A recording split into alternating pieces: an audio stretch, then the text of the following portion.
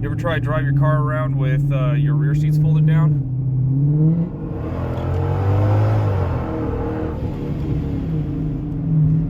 Gives you a whole new respect for your exhaust system.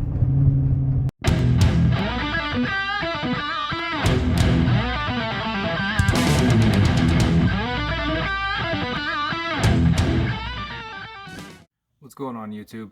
So in this video I'm going to show you how to install the rear strut bar.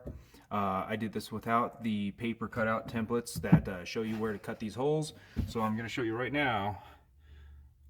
Kind of butchered up the holes a little bit, but I do tell you what my measurements are to get to the correct mounting point. That way you don't have all this. I'm just going to get some like speaker box carpet cover, fabric, whatever you want to call it, and I'll just clean that up real easy. It's not going to be a problem, but I make mistakes in this video, so you guys don't have to. Stay tuned. Well, if you guys saw the last video, I just installed the front Mopar strut tower bar. In this one, I am going to install the rear. This was given to me as a gift from one of the subscribers. Again, Steve, thank you so much. But one of the difficult things about getting one of these secondhand is there are no templates to show where to cut the carpet in order for these strut bars to mount on the rear struts. So I'm going to experiment with a way of how to get this all set up and then hopefully cut in the right spot.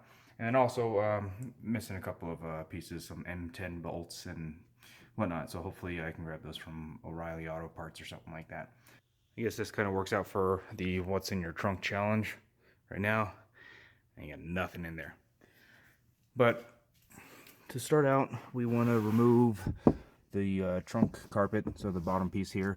So I have my seats folded down in the back, and the best thing to do is pull all of this off. And this is all held by Velcro. If you don't pull the Velcro off, you won't be able to get that bottom trunk liner out. So with the Velcro removed up there, I should just be able to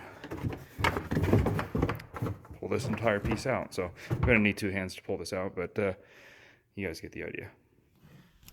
And then back here, these are the mounting points for the lower portion of the rear strut bar. I just found out that I guess my car doesn't come with one on this side, so that's another nut that I'm going to have to buy tomorrow when I get to O'Reilly's. But we'll pull that off and we'll mock up the rear strut bar to figure out where I'm supposed to cut on the fabric. So basically,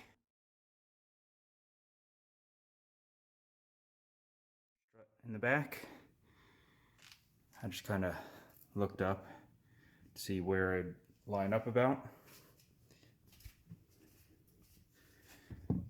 Held this bar up until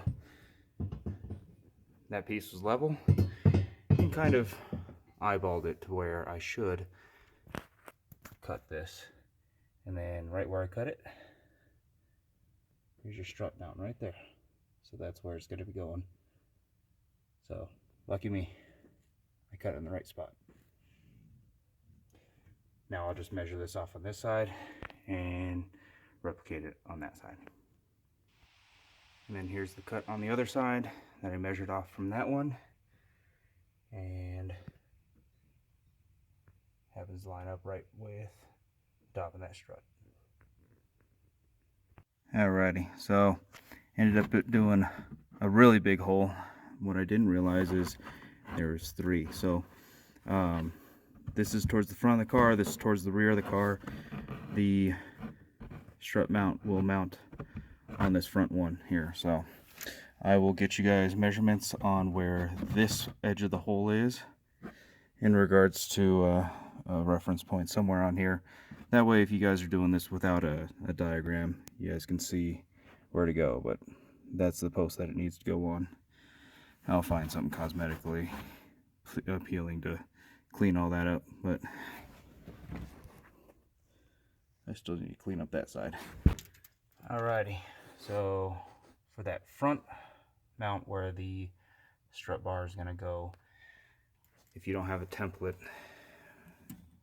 it's going to be about 12 inches from the edge of where the spare tire is, and then from this hump right here,